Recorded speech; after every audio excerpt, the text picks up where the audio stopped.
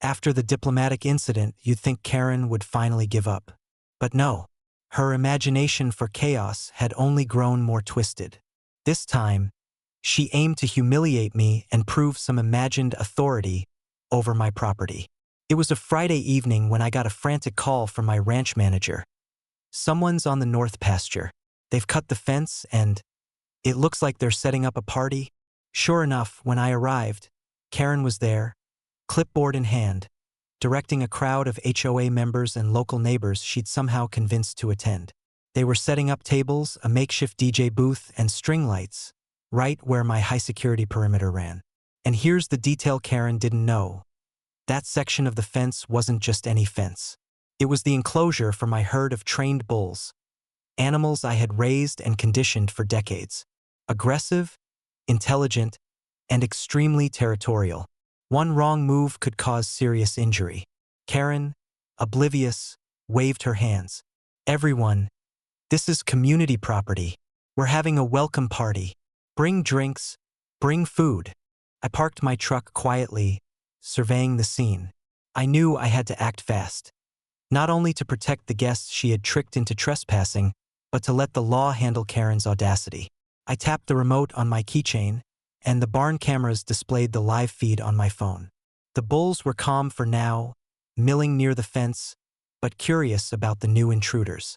Karen strutted closer to the gate, waving at the assembled crowd. Come on, everyone. The owner's not here. Let's enjoy the space. I approached slowly, my phone recording. Karen, step back. You're trespassing and the fence is dangerous.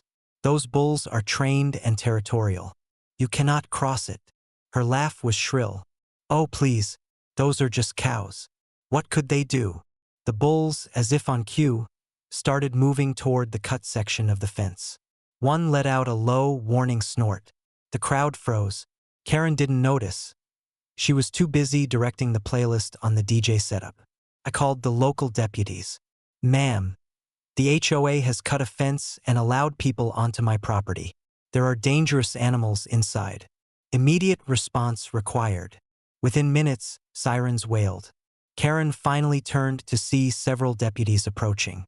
Her face went pale when she realized the situation had escalated far beyond a simple party. I gestured toward the bulls. Your party ends now. Step back, or these animals will defend the perimeter as trained. Karen screamed, realizing the error of her ways. The deputies escorted her and the trespassers off the property, citing multiple offenses: trespassing, endangerment, and destruction of private fencing. The HOA crowd dispersed, muttering about how overdramatic I was. Karen, however, had learned a very real lesson. Meddling with my property didn't just mean fines or lawsuits. Could have led to injury, and the liability was entirely on her. By the end of the night, the fence had been repaired, reinforced, and my bulls were safely back behind their line. Karen's party was nothing more than a cautionary tale, retold by neighbors as a story of hubris meeting consequences. And me? I finally poured myself a drink on the porch, watching the sunset over the pasture. The bulls grazed peacefully, the fence was intact, and Karen had once again overplayed her hand. She had tried to party on my land. Instead, she had found herself face to face with decades of discipline, and lived to tell the tale.